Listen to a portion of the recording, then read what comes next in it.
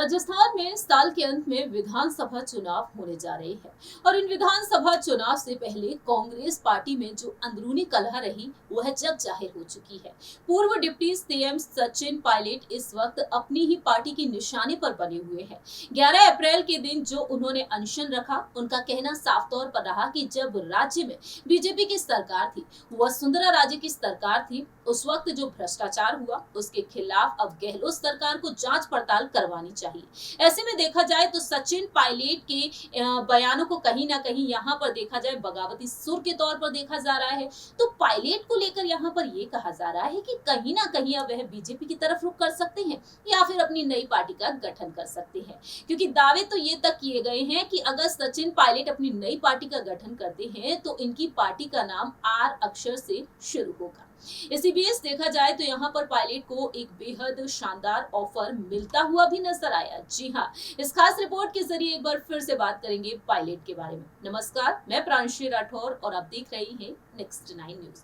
दरअसल इस वक्त देखा जाए तो सचिन पायलट को कई दलों से ऑफर मिल रहे हैं। जहां एक तरफ बसपा यहां पर उनके समर्थन में उतरती हुई दिखाई दी, वहीं दूसरी ही तरफ आरएलपी। जी हां, आरएलपी से चीफ हनुमान बेनीवाल डंके की चोट पर अपनी बात रखते हुए नजर आए कि पायलट को अब अपनी पार्टी का गठन करना चाहिए। अपनी पार्टी का वह गठन कर लेते हैं तो सीएम पद की दावेदारी के लिए वह खुद उतरे और हम उनका साथ देंगे ही, हम उनकी पार्टी के साथ गठबंधन करेंगे। अब हनुमान बेनीवाल डंके की चोट पर एक बार फिर से सीएम अशोक गहलोत और सचिन पायलट की सियासी जंग के बीच अपनी बात फिर से रख दिए हैं। दरअसल यहाँ पर देखा जाए राष्ट्रीय लोकतांत्रिक पार्टी के मुखिया और नागौर से सांसद हनुमान बेनीवाल ने सचिन पायलट का नाम लिए बिना कहा है कि हम तो उनके साथ अलायंस करना चाहते थे, लेकिन उन्होंने कांग्रेस छोड़ी ही नहीं।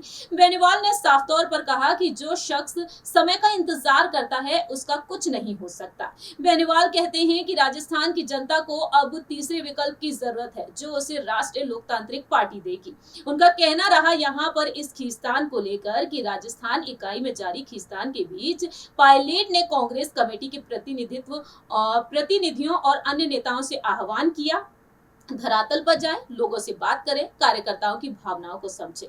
तो ऐसे में यहाँ पर साफ तौर पर देखा जा रहा है। दूसरी तरफ कांग्रेस से प्रभारी सुखजिंदर सिंह रंधावा सचिन पायलट के उस दबाव को लेकर हाल ही में यहाँ पर उन्हें दरकिनार करते हुए नजर आए हैं। तो ऐसे में देखा जाए हनुमान बेनीवाल अब बिना नाम लिए एक बार फिर से यहाँ पर अपनी बात रखते हुए देखे गए हैं। तो सवाल यहाँ पर ये खड़े होते हैं, क्या सचिन पायलट यहाँ पर वाकई में हनुमान बेनीवाल के उस प्रस्ताव को स्वीकार करते हुए नजर आएंगे? क्योंकि पायलट के लिए देखा जाए ये प्रस्ताव इस वक्त उनके लिए किसी तोहफे से कम नजर नहीं आते हैं, क्योंकि उन्हें सीएम पद चाहिए।